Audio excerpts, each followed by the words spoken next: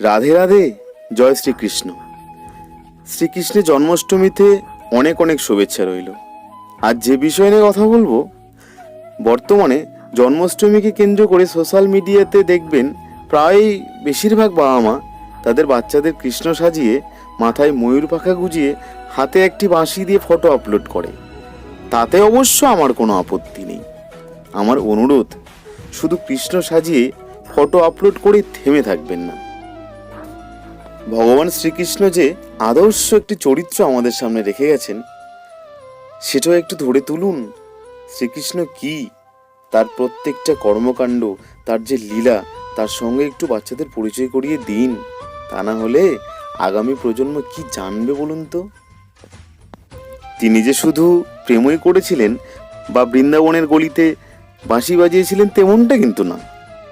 একধারে যেমন আদর্শ প্রেমিক ছিলেন, তেমন ছিল সংসারের প্রতি কর্তব্যপরায়ণ ও বড়দের প্রতি শ্রদ্ধা।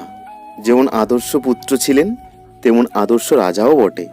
সুদামার মতো গরিব বন্ধুকে নিজ সিংহাসনে বসিয়ে চরণামৃত পান করে আদর্শ বন্ধুত্বের পরিচয় রেখে গেছেন। ধর্মযুদ্ধে অস্ত্র না ধরে বিপন্ন অর্জুনের রথের সারথি হয়ে জ্ঞান মুদ্রায় অর্জুনকে গীতার উপদেশ দিয়ে ন্যায় স্থাপনা করেছিলেন।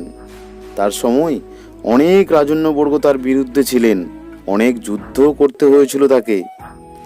দ্রৌপদীর বস্ত্রহরণের সময় সবাই যখন নির্বাক হয়ে দাঁড়িয়েছিলেন, তখন ভগবান শ্রীকৃষ্ণ দ্রৌপদীর পাশে দাঁড়িয়ে দ্রৌপদীর সম্মান বাঁচিয়েছিলেন। শিশুপালের মতো নির্বোধ শত্রুকেও 99 বার ক্ষমা করেন তিনি। তাই তো বলি, ভগবান শ্রীকৃষ্ণ যে এক জীবনে এতগুলি চরিত্র রেখে গেছেন, তা আমাদের আদর্শ হওয়া উচিত। জয় শ্রীকৃষ্ণ।